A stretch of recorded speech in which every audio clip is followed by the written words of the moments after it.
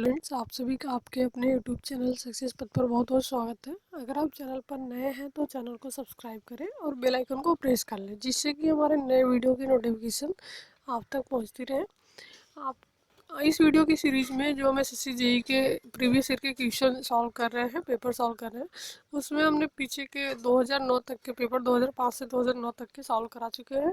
अभी ये 2010 का सेकंड पार्ट है। 2010 से हमारे क्वेश्चन का जो नंबर था वो चेंज हो गया था। जैसे पहले 75 क्वेश्चन पूछे जाते थे और 2010 के बाद 100 क्वेश्चन पूछे जाते हैं।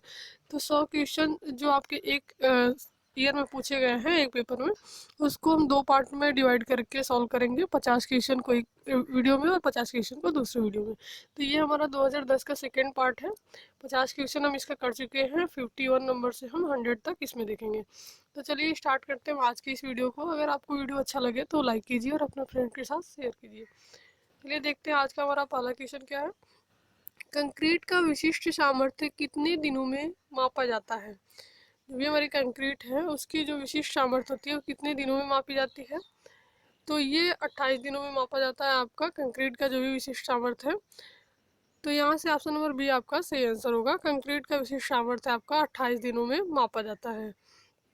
अगर देखें, in the designation of concrete mix M refer to the mix and the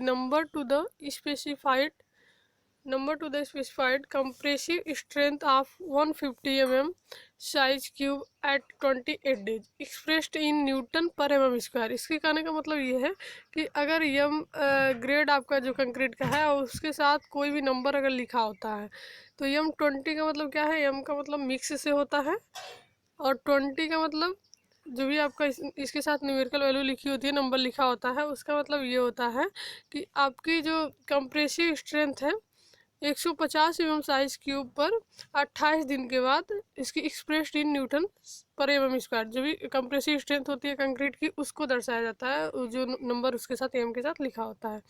तो ये हमारा है M20 का मतलब। और जो भी कंक्रीट की विशिष्ट सामर्थ्य है वो आपके 28 दिनों के बाद मापी जाती है। नेक्स्ट देखते हैं, एक कैंटिलीवर धरन में मुख्य प्रबलन इस्पात कहाँ होता है। कैंटिलीवर बीम में मेन जो रेनफोर्स्ड होता है वो कहाँ पर होता है। तो उदासीन अक्ष से ऊपर छड़े। ऑप्शन नंबर ए यहाँ पर सही आंसर है। जो का एक कैंटिलीवर धरन में मुख्य प्रबलन इस्पात उदासीन अक्ष से ऊपर छड़ों में होता है। नेक्स्ट देखते हैं, IS 456/2000 के अनुसार समुद्र जल में प्रबलित कंक्रीट न्यूनतम ग्रेड है। समुद्र जल में प्रबलित कंक्रीट का न्यूनतम ग्रेड क्या है। तो M30 है। ऑप्शन नंबर सी आपका सही आंसर है। IS 456/2000 के अनुसार समुद्र जल में प्रबलित कंक्रीट का न्यूनतम ग्रेड M30 है। नेक्स्ट हम देखते हैं, यहाँ पर देखिए कंक्रीट इन सी वाटर, इसके बारे में दिया गया है detail. Concrete in sea water are exposed directly along the sea coast shall be at least M20 grade in the case of plain concrete and M30 in case of reinforced concrete। अगर plain concrete के बारे में पूछता तो M20 आपका answer होता। यहाँ पर reinforced concrete के बारे में पूछा गया था तो M30 मिनिमम ग्रेड है। The use of slag or pozzolana cement is advantageous under such condition। तो ये प्लेन कंक्रीट के लिए M20 और जो आपका रेनफोर्स के लिए पूछा जाता है तो M30। नेक्स्ट हम देखते हैं, एक आयताकार परिच्छेद के लिए परिच्छेद मापांक ऐसे दिया जाता है। आयताकार परिच्छेद के लिए परिच्छेद मापांक कैसे दिया जाता है। तो BD²/6 से। सी ऑप्शन से यहाँ पे सही आंसर होगा। नेक्स्ट हम देखते हैं, देखिए let rectangular section of with B and depth D. B with आपका वी है और डेप्थ डी है। तो सेक्शन मॉडुलस जो होगा जिसको हम जेड से डिनोट करते हैं, I/Y होता है। तो वाई मैक्स हम लेते हैं, वाई जो मैक्सिमम होता है उसी को हम लेते हैं। वेयर I=BD³/12 एंड वाई मैक्स=D/2। तो यहाँ से हमारा क्या हो जाएगा BD²/6। नेक्स्ट हम देखते हैं, यहाँ पर देखिए यहाँ से हो गया आपका Z=I/Y मैक्स होता है। आई का मान आपका BD³/12 है, वाई मैक्स का D/2 है। तो यहाँ से जब हम इसको सॉल्व करेंगे तो BD²/6 हो जाएगा, ये आपका Z का मान। नेक्स्ट हम देखते हैं, समानता प्रयोग किया जाने वाला पूर्व निर्मित पाइल होता है। प्रयोग किया जाने वाला पूर्व निर्मित पाइल कौन सा होता है। तो वर्गाकार, जो वर्ग के आकार का पाइल होता है वही हमारा पूर्व निर्मित प्रयोग किया जाने वाला पाइल होता है। तो यहाँ बी ऑप्शन आपका सही आंसर होगा। यहाँ पर देख लीजिए, Precast concrete piles are commonly manufactured in square and ranging from about 250 mm to about 450 mm। तो स्क्वायर जो कॉलम होता है, वर्गाकार कॉलम होता है, वही हम यूज करते हैं। नेक्स्ट हम देखते हैं कंक्रीट के लिए अधिकतम क्रीप गुणांक का मान क्या होता है। कंक्रीट के लिए अधिकतम क्रीप गुणांक का मान क्या होता है। पहला ऑप्शन दिया है भार लगाने पर की आयु के साथ बढ़ता है, भार लगाने पर की आयु के साथ घटता है, या फिर स्थिर रहता है, या 0.0003 लिया जाता है। तो यहाँ से आपका बी ऑप्शन सही है, भार लगाने पर की आयु के साथ घटता है कंक्रीट के लिए अधिकतम क्रीप गुणांक का मान। बी ऑप्शन से यहाँ पे सही आंसर है। नेक्स्ट हम देखते हैं, देखिए कैसे घटता है, इसको हम यहाँ से देख सकते हैं। The value of ultimate creep coefficient for concrete decreases with age of loading। भार लगाने के साथ उसकी आयु के साथ वो क्या होता है, घटता है, डिक्रीज करता है। कोफिशियंट फॉर कंक्रीट, कंक्रीट का जो गुणांक होता है, क्रीप गुणांक होता है। तो यहाँ पर देखिए एज ऑफ लोडिंग दिया गया है कि लोडिंग कितने दिनों, मतलब जैसे पहले 7 दिन के लिए लगाया गया, फिर 28 दिन के लिए, तो एज ऑफ लोडिंग बढ़ाई जा रही है। और यहाँ पर क्रीप कोफिशियंट है ये दिया गया है, तो इससे हम पता कर सकते हैं कि बढ़ रहा है या फिर घट रहा है। तो 7 दिन बाद देखिए 2.2 क्रीप कोफिशियंट है, 28 दिन बाद 1.6 है, 1 ईयर बाद 1.1। यानी कि ये जो भी एज ऑफ लोडिंग है, जब ये बढ़ाया जा रहा है तो इसके साथ ये क्या हो रहा है, क्रीप कोफिशियंट घट रहा है। नेक्स्ट हम देखते हैं स्लम्प परीक्षण किया जाता है। स्लम्प टेस्ट हम कंक्रीट में ज्ञात करने के लिए करते हैं। तो स्वीकार्यता ज्ञात करने के लिए, वर्केबिलिटी ज्ञात करने के लिए हम स्लम्प टेस्ट करते हैं कंक्रीट में। तो यहाँ पर सी ऑप्शन आपका सही आंसर होगा। नेक्स्ट हम देखते हैं, देखिए slump test compacting factor test and Vee Bee consistometer method is use to measurement of workability. तो कंक्रीट में वर्केबिलिटी ज्ञात करने के लिए हम ये 3 टेस्ट करते हैं, slump test, compacting factor test and Vee Bee consistometer method is use to measurement of workability. Next हम देखते हैं पॉइजन अनुपात की सीमा है, यानी कि पॉइजन अनुपात की लिमिट क्या है, मैक्सिमम कितना मान होता है पॉइजन अनुपात का, इसका मतलब यही है। तो 0.50, 0 से 0.50 पॉइजन अनुपात का लिमिट है। मिनिमम आपका 0 होता है और मैक्सिमम आपका 0.5 होता है। रबड़ का पॉइजन अनुपात सबसे अधिक होता है 0.5, और कार्क का जो पॉइजन अनुपात होता है वो 0 होता है। चलिए नेक्स्ट देखते हैं, कंक्रीट में संकुचन को कम किया जा सकता है, कैसे। न्यून जल सीमेंट अनुपात द्वारा, कंक्रीट में कम सीमेंट द्वारा, सही कंक्रीट मिश्रण द्वारा। तो ये तीनों ऑप्शन आपके सही हैं। तो यहाँ पर डी ऑप्शन आपका सही आंसर होगा, उपयुक्त सभी द्वारा। कंक्रीट में संकुचन को कम किया जा सकता है उपयुक्त सभी के द्वारा। अगर आपको किसी क्वेश्चन में कंफ्यूजन है तो आप कमेंट बॉक्स में कमेंट करके जरूर बताएं। नेक्स्ट हम देखते हैं, देखिए shrinkage can be reduced by using the maximum practical amount of aggregate in the mix. The lowest water to cement ratio is important to avoid this type of shrinkage. Next हम देखते हैं, एक प्रास प्रतिधारक दीवार के स्टम्प पर नमन आघूर्ण का विकल्पन मान क्या होता है। प्रास जो कैंटिलीवर रिटेनिंग वॉल है उसके स्टम्प पर नमन आघूर्ण का विकल्पन, बेंडिंग मोमेंट का मान पूछा जा रहा है। ये पॉइंट हम याद रखेंगे, इससे 2 क्वेश्चन आपके बनते हैं। तो एक शियर फोर्स का मान पूछा जाता है और 2 क्वेश्चन आपका ऐसे ही रहेगा, तो उसमें शियर फोर्स का मान पूछा जाता है और यहाँ पर बेंडिंग मोमेंट पूछा है। जब बेंडिंग मोमेंट पूछे तो आपका क्या होता है आंसर, के ए गामा HQ/6। अगर शियर फोर्स का मान पूछता तो यहाँ पर होता के ए गामा H²/2। तो दोनों हम याद रखेंगे, शियर फोर्स के लिए आपका ये है और बेंडिंग मोमेंट के लिए यहाँ पर ऑप्शन नंबर सी आपका सही आंसर होगा। नेक्स्ट हम देखते हैं, धरन खंडों में कर्तन प्रबलन का रूप क्या होता है। उदग्र छड़ें होती है, नत छड़ें, उदग्र व नत छड़ों के संयुक्त रूप में होता है, या फिर ऊपर लिखित में कोई भी। तो धरन खंडों में कर्तन प्रबलन का जो रूप होता है ऊपर लिखित में कोई भी हो सकता है। तो डी ऑप्शन यहाँ पे सही आंसर होगा। नेक्स्ट हम देखते हैं, यहाँ पर देखिए वर्टिकल स्टीरप्स हो सकता है, bent up bars along with stirrups and inclined stirrups. तो उपरोक्त में से कोई भी हो सकता है। नेक्स्ट हम देखते हैं, रिवेटों का लघुत्तम अंतराल रिवेट के व्यास के कितने गुने से कम होना चाहिए। जो मिनिमम अंतराल होता है वो कितने गुने से कम होना चाहिए, तो 2.5 गुने से। बी ऑप्शन से यहाँ पे सही आंसर है, रिवेटों का लघुत्तम अंतराल रिवेट के व्यास के 2.5 गुना से कम होना चाहिए।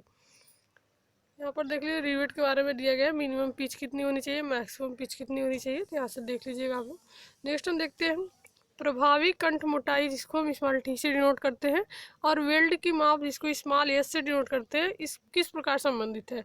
इसका जो फार्मूला है वो क्या बनता है, टी इजकल टू के एस। के आपका कांस्टेंट है, टी इजकल टू के एस से हम यहाँ पर के का मान हमको पता रहता है, और किसी एक का मान पता हो तो टी, अगर टी का मान पता है, एस का मान पूछा जा रहा है, तो यहाँ से हम बता सकते हैं। तो यहाँ पर सी ऑप्शन आपका सही आंसर है।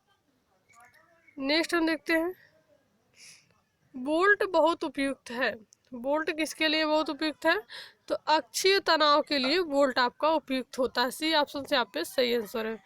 नेक्स्ट हम देखते हैं, किसी वृत्ताकार परिच्छेद के लिए आकार गुणांक का मान होता है। ऐसे फैक्टर आपसे लगभग हर एग्जाम में पूछ लिए जाते हैं, तो सारे जो भी इंपॉर्टेंट पॉइंट है से फैक्टर से हर आकार के लिए उसको हमको याद रखना चाहिए। नोट कर लीजिएगा आप लोग बिल्कुल, यहाँ पर डिटेल आपको बताया जाएगा। तो किसी वृत्ताकार परिच्छेद के लिए आकार गुणांक का मान क्या है। यहाँ पर सर्कुलर सेक्शन के लिए पूछा जा रहा है, ऐसे भी रेक्टेंगल सेक्शन के लिए और भी सेक्शन के आकार गुणांक आपसे पूछे जाते हैं, सेफ फैक्टर पूछे जाते हैं। तो यहाँ से सारे आकार के आप सेफ फैक्टर याद कर लीजिएगा। तो यहाँ पर हम वृत्ताकार परिच्छेद के लिए आपका होगा 1.70। वृत्ताकार परिच्छेद के लिए आकार गुणांक सेफ फैक्टर आपका होता है 1.70। डी ऑप्शन सही है। चलिए हम आगे देखते हैं, ये आप नोट कीजिएगा, safe factor for different shape. यहाँ पर सेक्शन दिया गया है, यहाँ पर सेफ फैक्टर दिया गया है। सेक्शन में आपको रेक्टेंगुलर सेक्शन, ट्रायंगुलर सेक्शन, सबके लिए अलग अलग सेफ फैक्टर का मान है। रेक्टेंगुलर के आपका 1.5 होता है।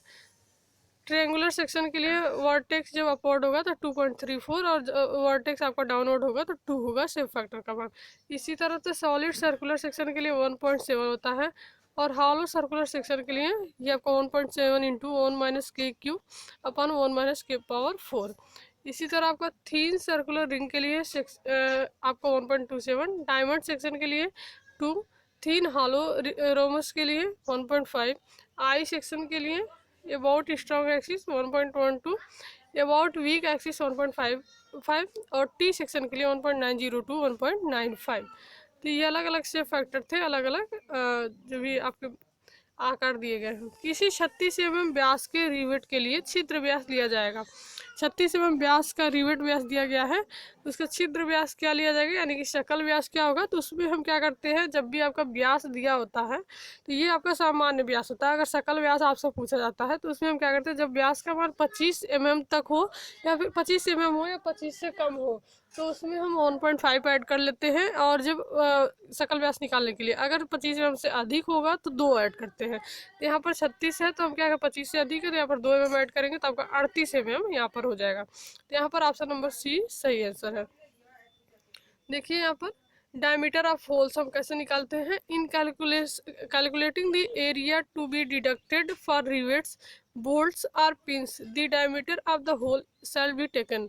कैसे लिया था, in making deduction for rivets less than or equal to 25 mm। अगर 25 mm के बराबर है या फिर 25 mm से कम, 25 mm तक भी आप 1.5 ही ऐड करेंगे। In diameter, the diameter of the hole shall be assumed to be 1.5 mm in excess of the nominal diameter of the rivet unless specified otherwise. If the diameter of the rivet is greater than 25 mm, the diameter of the hole shall be assumed to be 2 mm। तो जब आपका diameter 25 mm भी हो तो हम 1.5 add करेंगे, और उससे कम हो तो भी, और 25 mm से अगर अधिक है तो 2 mm हम ऐड कर लेते हैं। नेक्स्ट हम देखते हैं, एक समान कंक्रीट पृष्ठ के टीलों जिसको हम हम्पो बोलते हैं और गड्ढों हॉलोज को दूर करने की क्रिया कहलाती है स्क्रीडिंग कहलाई। ये स्क्रीचिंग मिसप्रिंट है, स्क्रीडिंग होगा आपका यहाँ पर, जिसको हम स्क्रीडिंग बोलते हैं, SCRWDING, ये आपका स्क्रीडिंग होगा। बी ऑप्शन से यहाँ पे सही आंसर है। रिवेट की धारण सामर्थ्य को पता करने के लिए अनुज्ञेय धारण प्रतिबल की किससे गुणा की जानी चाहिए। अनुज्ञेय धारण प्रतिबल बियरिंग के बारे में पूछा जा रहा है, तो इसके 3 फार्मूले होते हैं आपको शियर में, बियरिंग में, तो तीनों में जो भी न्यूमेरिकल करते हैं उसमें काम आते हैं हमारे। तो यहाँ पर धारण सामर्थ्य पूछा जा रहा है, बियरिंग स्ट्रेंथ पूछी जा रही है, तो बियरिंग स्ट्रेंथ के लिए आपको होता है P - D × T, PB = P - D × T होगा। तो यहाँ पर ए ऑप्शन आपका सही आंसर होगा। नेक्स्ट हम देखते हैं, सीढ़ी के ऊपर न्यूनतम शीर्ष स्थान होना चाहिए। सीढ़ी के ऊपर कितना स्थान होना चाहिए? तो 205 सेंटीमीटर। बी ऑप्शन आपका सही आंसर है। सीढ़ी के ऊपर न्यूनतम शीर्ष स्थान 205 सेंटीमीटर होना चाहिए। यहाँ पर देख लीजिए फिगर में दिखाया गया 80 इंचेज होते हैं या फिर 203.2 सेंटीमीटर, तो लगभग हम 205 सेंटीमीटर ऑप्शन में था तो उसको मान लिए। यहाँ पर सीढ़ी के ऊपर आपका स्पेस होना चाहिए। नेक्स्ट हम देखते हैं, बालू का फूलना होता है। बालू का फूलना क्या होता है? Bulking of sand. तो ये किस में होता है आपका ज़्यादा? तो महीन बालू में ये ज़्यादा होता है, बल्किंग ऑफ सैंड, बालू का फूलना। डी ऑप्शन से यहाँ पे सही आंसर है। नेक्स्ट हम देखते हैं, यहाँ पर देखिए वर्किंग ऑफ सैंड दिखाया गया है। यहाँ पर इसका ये ग्राफ दिखाया गया है एक, इसमें देखिए मॉइस्चर कंटेंट है आपका कि इंक्रीज इन वॉल्यूम परसेंटेज में यहाँ पर 0% है, 10%, 20, 30 और 40। ये आपका 5 दिया गया, 10, 50, 20। तो सबसे पहले आपका कोर्स सैंड है यहाँ पर, फिर मीडियम सैंड और फाइन सैंड। तो बालू का जो फूलना होता है, बल्किंग ऑफ सैंड होता है, फाइन सैंड में सबसे ज़्यादा होता है। नेक्स्ट हम देखते हैं, रिवेट जोड़ों के विश्लेषण में लिए जाने वाले आधार जिसे गलत लिखा गया है को चुनिए। रिवेट जोड़ के विश्लेषण में इसमें जो भी 4 आपके कथन दिए गए, इसमें से कौन सा पॉइंट आपका गलत है? तो यहाँ पर बी वाला गलत है। प्लेटों में एक समान प्रतिबल वितरण को विचार नहीं किया जाता। प्लेटों में एक समान प्रतिबल वितरण को विचार नहीं किया जाता। नेक्स्ट हम देखते हैं, आंशिक सुरक्षा गुणांक क्रमशः कंक्रीट एवं इस्पात के लिए लिए जा सकते हैं। ये क्वेश्चन आपके लिए इंपॉर्टेंट है और लगभग हर जगह मिल जाते हैं। तो आंशिक सुरक्षा गुणांक जो होता है, फैक्टर ऑफ सेफ्टी, कंक्रीट और इस्पात के लिए कितने लिए जाते हैं? दोनों के लिए हम याद रखेंगे। कंक्रीट के लिए आपका 1.5 होता है और इस्पात के लिए आपका 1.15 होता है। तो ये ऑप्शन से आप सही आंसर होगा, इसको नोट कर लीजिएगा, इंपॉर्टेंट है। नेक्स्ट हम देखते हैं, ठोस वृत्ताकार परिच्छेद वाले एक धरन में अपरूपण प्रतिबल का वितरण इस प्रकार होता है। भी इंपॉर्टेंट है आपका। ठोस वृत्ताकार परिच्छेद वाले एक धरन में अपरूपण प्रतिबल का वितरण इस प्रकार होगा, Q max equal to 1.33 Q average. ये फार्मूला है। सी ऑप्शन आपका सही आंसर है। Q max equal to 1.33 Q average. C option आपका सही आंसर है। यहाँ पर देख लीजिए, maximum shear stress is 1.33 times to average shear stress for circular beam, Q max equal to 1.33 Q average. यहाँ पर दिया गया है सॉलिड सर्किल। नेक्स्ट हम देखते हैं, IS 456/2000 के अनुसार किसी स्तंभ में अधिकतम प्रबलन होता है। ये भी क्वेश्चन आपसे रिपीट किया रहा है बार बार।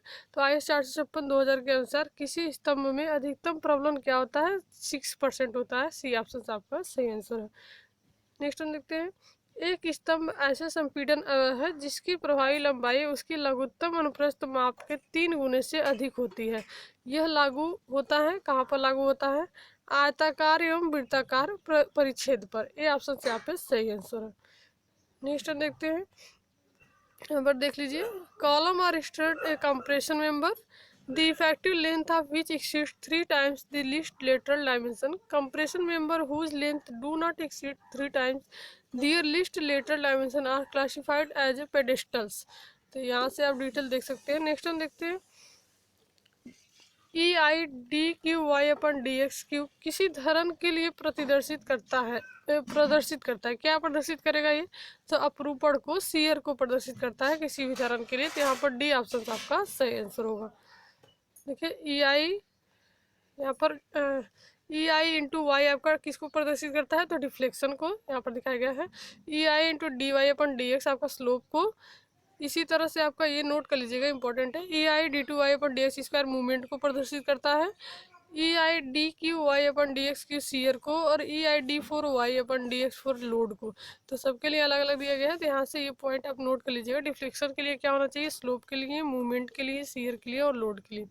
नेक्स्ट हम देखते हैं, किसी समतल संरचना में एक आबद्ध आलम पर प्रतिक्रियाओं की कुल संख्या होती है। जो भी फिक्स आपका आलम होता है उस पर जो रिएक्शन होते हैं टोटल 3 होते हैं। तो ये हम याद रख लेंगे, याद कर लेंगे बिल्कुल। इस क्वेश्चन को ये आपसे पूछा जाता है बार बार। तो सी ऑप्शन से आपका सही आंसर है। एक आपका हॉरिजॉन्टल में फोर्स लगता है, एक वर्टिकल में लगता है और एक आपका मूवमेंट होता है। तो 3 प्रतिक्रियाएं होती है, 3 रिएक्शन आपको मिलेंगे जो भी फिक्स अगर आलम है। तो देखिए फिगर की वजह से देख लेते हैं, fix support in a plane structure total number of reaction is 3। ये आपका है प्लेन स्ट्रक्चर है और ये फिक्स है, तो ये आपका आर एक्स इस डायरेक्शन में फोर्स लग रहा है, इस डायरेक्शन में लग रहा है आर वाई, और एक आपका मूवमेंट लग रहा है। तो 3 रिएक्शन आपको यहाँ पर मिल जाते हैं। नेक्स्ट हम देखते हैं मानक भार लिए गए हैं। जो मानक भार लिए गए हैं कौन से कोड से लिए गए हैं, तो यहाँ पर 2 कोड दिए गए, आई एस 885 में, आई एस 1375 में, या फिर आई एस 1675 में, 675 में, या फिर आई एस 875 में। तो डी ऑप्शन आपका सही आंसर है। मानक भार आपके इसी कोड से लिए गए हैं, आई एस 875 में। नेक्स्ट हम देखते हैं इसका डिटेल। देखिए ये कोड भी आप नोट, कोड बहुत इंपॉर्टेंट है, कोड से ही सारे क्वेश्चन हमारे आंसर जो होते हैं वो लिए जाते हैं। तो यहाँ पर देखिए I S 885/1994 common names for pesticides and other agrochemicals excluding fertilisers, I S 1375/1981 में ब्लैक लीड पेंसिल। इसी तरह से अलग अलग कोड है। तो यहाँ पर देखिए आई एस 875 में आपके code of practice for structural safety of building loading standard, तो आई एस 875 से आपका लोड लिया गया है। नेक्स्ट हम देखते हैं कंक्रीट की लाक्षणिक सामर्थ्य की उस सामर्थ्य से परिभाषित किया जाता है जिसके नीचे डैश से ज़्यादा परीक्षणों के परिणाम के होने की संभावना नहीं होती। कितने से ज़्यादा, तो 5% से ज़्यादा। बी ऑप्शन से यहाँ पे सही आंसर है। नेक्स्ट हम देखते हैं इस्पात के मुख्य अवयव जो कि ऋतुओं से रक्षित हों की न्यूनतम मोटाई होती है। इस्पात के मुख्य अवयव जो कि ऋतुओं से रक्षित हो तो उसकी न्यूनतम मोटाई आपकी 6 mm होती है। यहाँ पर बी ऑप्शन आपका सही आंसर है। नेक्स्ट हम देखते हैं एक रिवेट जोड़ के विफल होने का कारण है। क्या कारण है, केवल प्लेट का फट जाना, केवल रिवेट का कर्तन में विफल होना, केवल प्लेट या रिवेट का धारण में विफल होना। तो तीनों ऑप्शंस आपके सही होंगे, कोई भी हो सकता है कारण, तो ऊपर लिखे गए कोई भी। डी ऑप्शन से यहाँ पर सही आंसर है। नेक्स्ट हम देखते हैं यूलर का सूत्र वैध होता है। यूलर का जो फार्मूला है, यूलर फार्मूला, वो आपका किसके लिए होता है, तो मात्र दीर्घ स्तंभों के लिए, लॉन्ग कॉलम के लिए वो वैध होता है यूलर्स फार्मूला। नेक्स्ट हम देखते हैं एक इस्पात के स्तंभ में जालक पत्ती के कृष्णता अनुपात, ये तंता अनुपात होगा, तंता अनुपात का अधिकतम मान होता है। एक इस्पात स्तंभ के जालक पत्ती के तंता अनुपात का अधिकतम मान कितना होता है, 145। लेसिंग बार का जो तंता अनुपात होता है उसका मान आपका अधिकतम 145 होता है। बी ऑप्शन आपका सही आंसर है। नेक्स्ट हम देखते हैं, देखिए slenderness ratio lambda equal to L by R of the lacing bars for compression member shall not exceed 140, तो ये आपका मैक्सिमम होता है 145। नेक्स्ट हम देखते हैं किसी सुदालम धरण को गहरे धरण के रूप में विचार किया जाता है यदि प्रभावी विस्तृति एवं पूर्ण गहराई का अनुपात कम हो। किसी कोई भी आपका सिंपली सपोर्टेड बीम है उसको हम गहरे धरण के रूप में तब विचार करेंगे जब उसकी प्रभावी विस्तृति एवं पूर्ण गहराई का अनुपात आपका 2 से कम होगा। डी ऑप्शन आपका सही आंसर है। जब 2 से कम होगा इनका अनुपात तो उसको हम गहरा धरण के रूप में विचार करेंगे। नेक्स्ट हम देखते हैं प्रबलित कंक्रीट की एक दीवार की लघुत्तम मोटाई होनी चाहिए। जो प्रबलित कंक्रीट की दीवार होती है, एक दीवार की लघुत्तम मोटाई कितनी होनी चाहिए, 10 सेंटीमीटर। तो बी ऑप्शन से यहाँ पे सही आंसर है। नेक्स्ट हम देखते हैं एक अवयव चढ़ाव जोड़ पर कौन सा वेल्ड किया जाएगा, लगाया जाएगा। एक अवयव चढ़ाव जोड़ पर तो हम फिलेट वेल्ड लगाते हैं। यहाँ पर डी ऑप्शन आपका सही आंसर है। नेक्स्ट हम देखते हैं, यहाँ पर देख लीजिएगा डिटेल। फिलेट वेल्ड कहाँ लगाते हैं, when the left plates are to be jointed fillet welds are used. Next हम देखते हैं सीमेंट की एक बोरी के लिए अपेक्षित जल है। एक बोरी के लिए अपेक्षित जल कितना होता है, 28 kg हम लेते हैं एक बोरी के लिए। सी ऑप्शन से यहाँ पे सही आंसर है। देखिए normal range for amount of water use to mix each 50 kg bag of cement is between 20 litres and 30 litre. तो 20 से 30 लीटर के बीच में हम यूज करते हैं। और जो भी ऑप्शन आपका दिया गया है 20 से 30 के बीच में कौन सा है, 28 है। तो यही ऑप्शन आपका सही आंसर हो जाएगा। सी ऑप्शन आपका सही है। नेक्स्ट हम देखते हैं निम्न में से किस विधि से अधिक स्वीकार्य कंक्रीट बनाई जा सकती है। अधिक स्वीकार्य कंक्रीट किस विधि से बनाई जाती है, सीमेंट की मात्रा बढ़ाकर, जल सीमेंट अनुपात को घटाकर, गोल मिलावे के स्थान पर नुकीले मिलावे का प्रयोग कर, या फिर मिलावे की माप घटाकर। तो इसमें से जो चारों ऑप्शन दिए हैं चारों में से कोई भी हो सकता है। तो इसमें से ऐसा कोई ऑप्शन नहीं कि उपयुक्त में से सभी, अगर ऐसा होता तो वही सही होता है। यहाँ पर सभी ऑप्शन सही है। अगर किसी पर भी आप टिक करके आते हैं तो आपका क्वेश्चन सही माना जाएगा। नेक्स्ट हम देखते हैं, यहाँ पर देख लीजिए चारों ऑप्शन दिए गए हैं कौन कौन सी मात्रा पर निर्भर करती है, तो यहाँ पर दिए गए। नेक्स्ट हम देखते हैं निम्न में से किसकी तन्यता अधिकतम होती है। डक्टिलिटी किसकी अधिकतम होती है, तन्यता किसकी अधिकतम होती है, तो पिटवा लोहे की। सी ऑप्शन से यहाँ पर सही आंसर है। नेक्स्ट हम देखते हैं, यहाँ पर देख लीजिए डक्टिलिटी का मान दिया गया है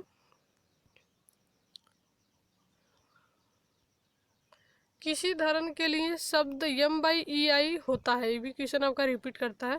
यम बाई ई आई आपका वक्रता होता है। सी ऑप्शन आपका सही आंसर है।